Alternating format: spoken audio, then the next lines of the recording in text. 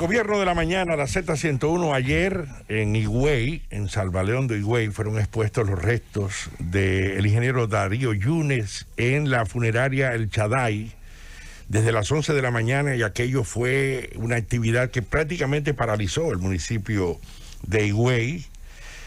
Fue seguido a través de la radio y la televisión por una cadena que se produjo de todas las emisoras de radio y televisión en el municipio de Higüey, y la presencia de personalidades de toda la provincia y del país en esta despedida en su tierra, en la provincia de la Altagracia, al ingeniero Darío Yunes. Hoy será sepultado a las 10 de la mañana en el cementerio Jardín Memorial de la ciudad de Santo Domingo. Paz a su alma, Darío Yunes. Nayib Chaé de Calderón y Villaverde. Gracias, señor director. Muy buenos días nuevamente a todo el país. Miren, desde que inició el proceso de vacunación en la República Dominicana, las autoridades de salud, en este caso, el Gabinete de Salud, que está presidido por la vicepresidenta de la República, la señora Raquel Peña, presentó un cronograma de vacunación, de cómo se iba a realizar la vacunación contra el COVID-19 en la República Dominicana. Ese cronograma tomaba en cuenta varios factores. Tomaba en cuenta, lógicamente, primero, la ocupación, en primer lugar, el tema de los médicos, del personal médico de primera línea.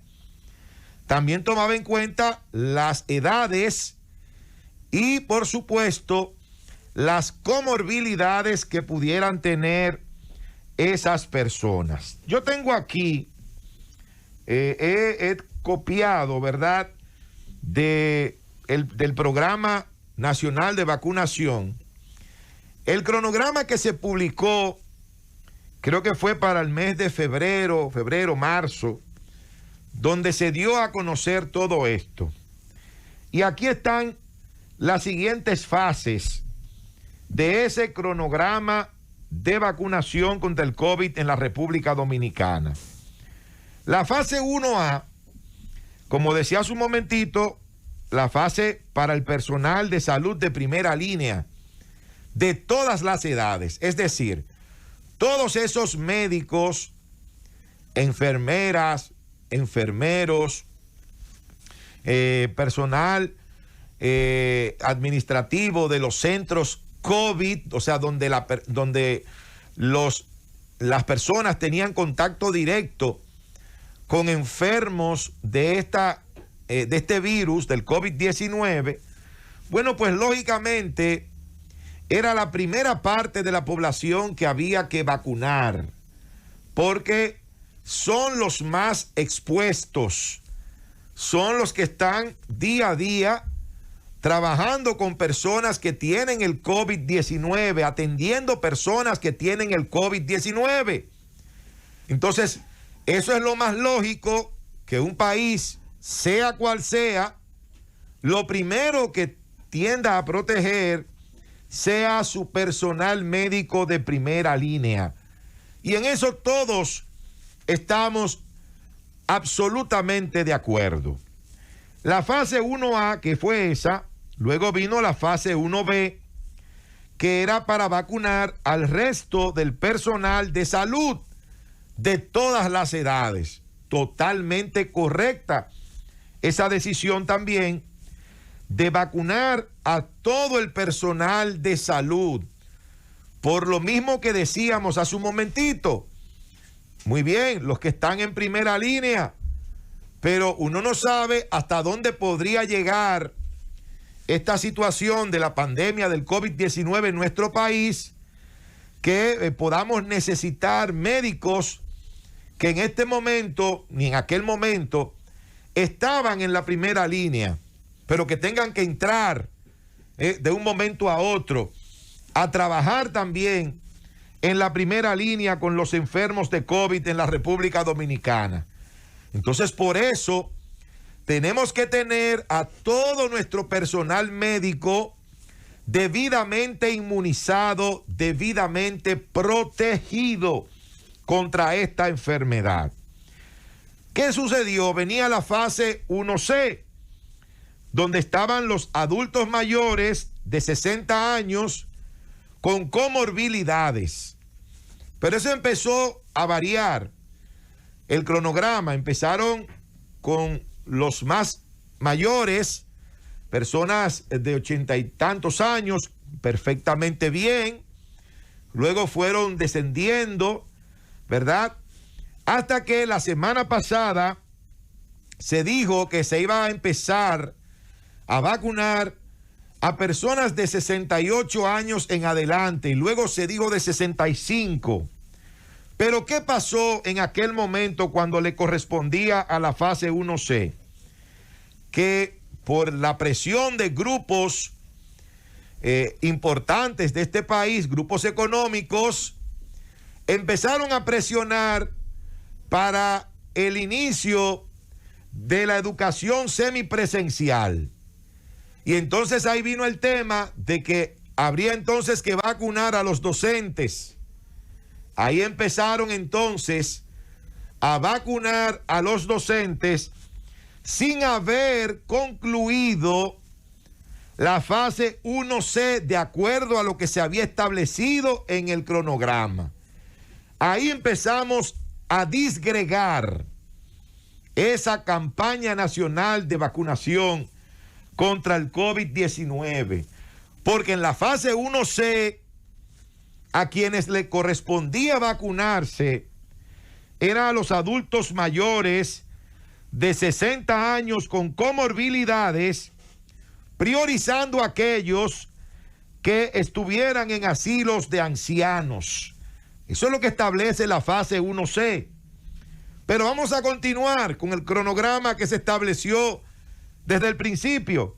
Ya vimos cómo se interrumpió prácticamente la fase 1C y ahí se empezaron a introducir a los docentes para ser vacunados.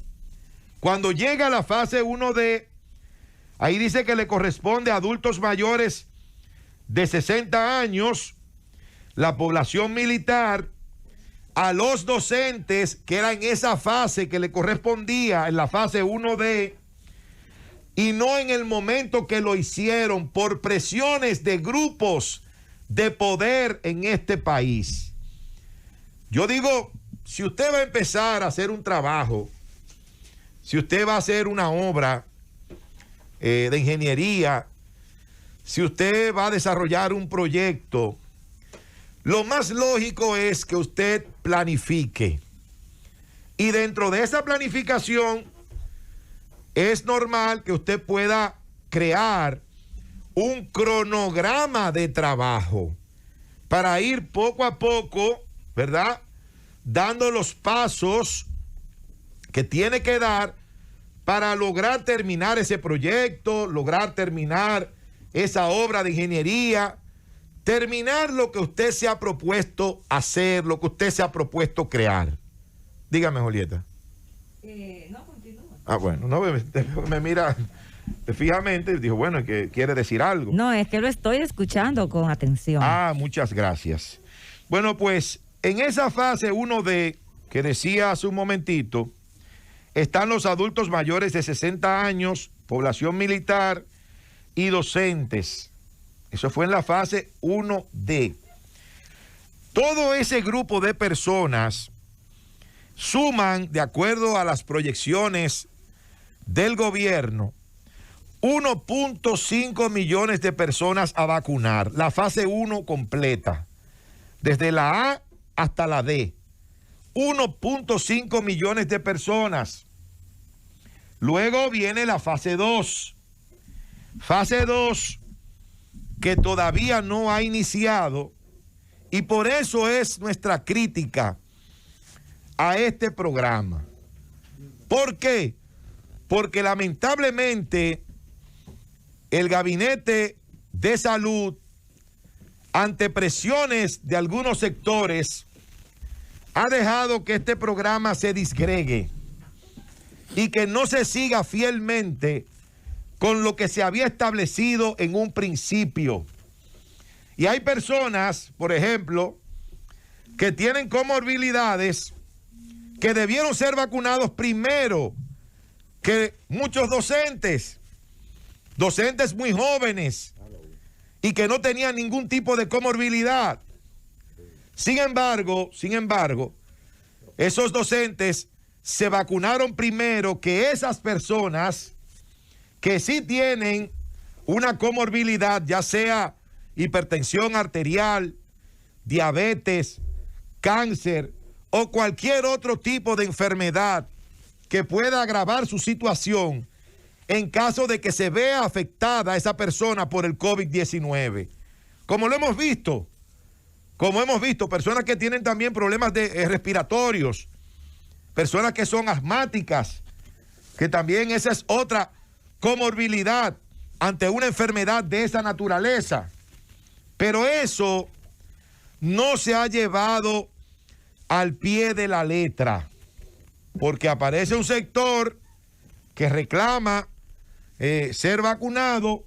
Inmediatamente el Gabinete de Salud dice, sí, muy bien, vamos a vacunar a ese sector, sin llevar la programación que se estableció desde el principio. La verdad es que ciertamente ha habido cambios durante el proceso, pero en su primera colocación al país y presentación del plan, el plan siempre decía, y yo lo recordaba aquí cuando lo leía durante las primeras 2 semanas, es un plan vivo, sujeto a cambios, mejoras y sobre todo cambios, sujetos a esos cambios a su vez como consecuencia a lo que puede pasar con el tema del flujo, recibir las vacunas, los reactivos y demás. Pero también es un tema de gobernanza. Cuando el Gabinete de Salud asume la disposición de vacunar al personal docente, no lo hace como una disposición del Gabinete de Salud, lo hace como una visión integral de gobernanza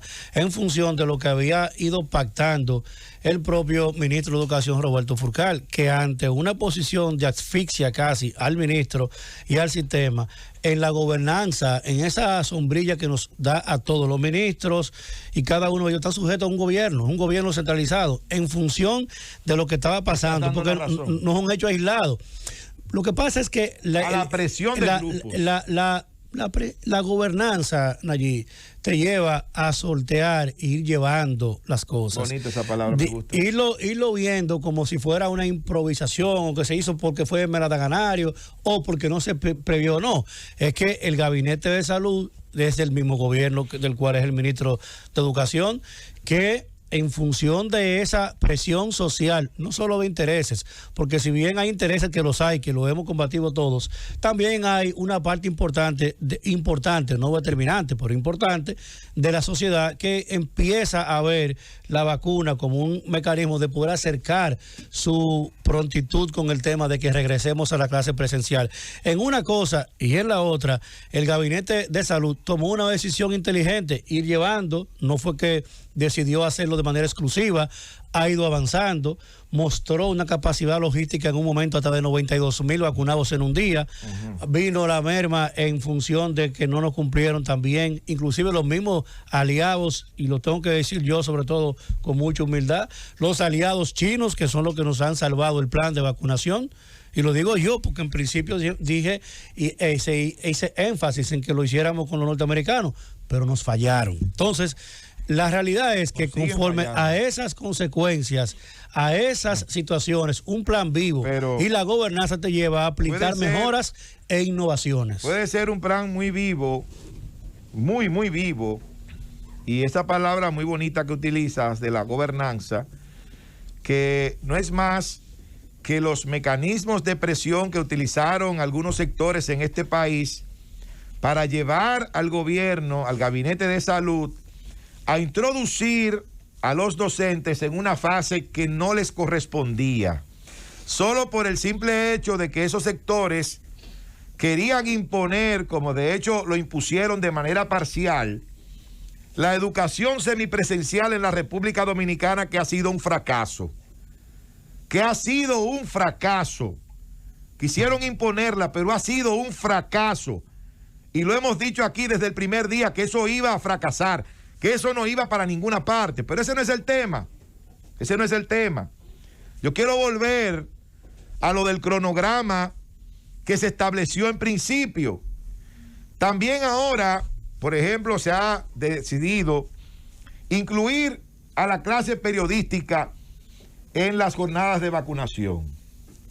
Yo te puedo decir a ti que hay muchas personas que son periodistas de larga data que para vacunarse no tenían necesariamente que especializarse una vacunación para esos profesionales solamente, porque ya cumplían con otros de los requisitos para entrar en las fases de vacunación que están contempladas dentro del cronograma. O sea, el hecho de que una persona sea periodista, tenga 30 años, como he visto muchos que se han vacunado, que no tienen ninguna comorbilidad, sin embargo, han ido a vacunarse y esa vacuna que se está utilizando en una persona joven sin comorbilidad, la puede estar necesitando una persona de 60 años que sí tenga comorbilidades. Porque esa es la preocupación. Esa es la preocupación que yo tengo como ciudadano.